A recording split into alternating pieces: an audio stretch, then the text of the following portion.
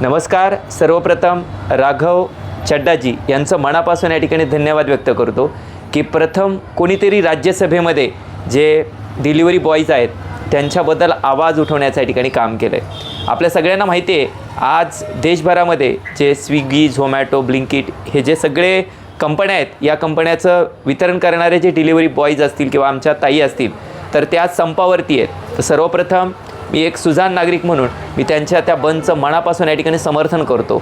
आणि दुसरी महत्त्वाची गोष्ट, ते चड्डाजी राघवजी त्यांच्या लोकसभेच्या भाषणामध्ये या ठिकाणी त्यांनी बोलले, त्यांनी प्रश्न उपस्थित केला होता किंवा त्यांना टार्गेट असतं 10 मिनिटामध्येच डिलिव्हरी झाली पाहिजे. हा झाला कंपनीकडनं प्रेशर आणि त्याच्यानंतर एक 5-10 मिनटं जर या ठिकाणी पार्सल उशिरा पोहोचलं तर कस्टमरकडनं या ठिकाणी त्यांना केलं जाणारं बिहेव, ह्या दोन गोष्टीच्या संदर्भात त्यांनी प्रश्न विचारला होता. खरंच त्यांचं मनापासून धन्यवाद की एका छोट्या घटकाचा सुद्धा या ठिकाणी प्रश्न मांडण्याचं काम त्यांनी केलं आहे.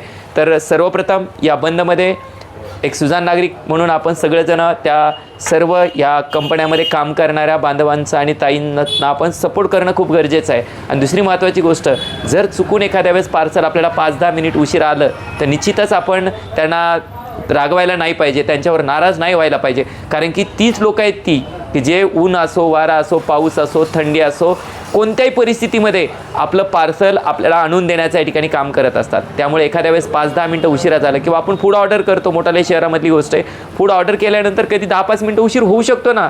ट्रॅफिक आहे, परत खूप साऱ्या गोष्टी आहेत. असं असताना जर एखाद्या वेळेस 5-10 मिनटं उशिरा झालं तर आपण त्यांच्यावरती रागवायला नाही पाहिजे. म्हणून या नवीन वर्षाची सुरुवात करत असताना आपल्या सर्वांना, महाराष्ट्रातील मी सर्व तमाम जनतेला विनंती करतो की आपले जे भाऊ आणि बहीण आहेत जे या वितरणाचं काम करत आहेत त्यांचं या ठिकाणी कौतुक केलं पाहिजे, ना की त्यांची मेंटली आपण हरॅसमेंट केली पाहिजे. काय होतं माहिती आहे का, जर 5 मिनिट पार्सल उशीर आलं की आपण त्यांची रेटिंग 1 करतो. काय फरक पडतं आहे, 5 मिनटं कुठं घालवत नाही तुम्ही. तुमच्या मित्रमैत्रिणीसोबत गप्पा घालण्यानं तुम्ही 5 मिनटं घालतात. मग या आपल्या भावाकडनं बहीण किंवा बहिणीकडनं जर 5 मिनटं उशीर आला तर काय फरक पडतो.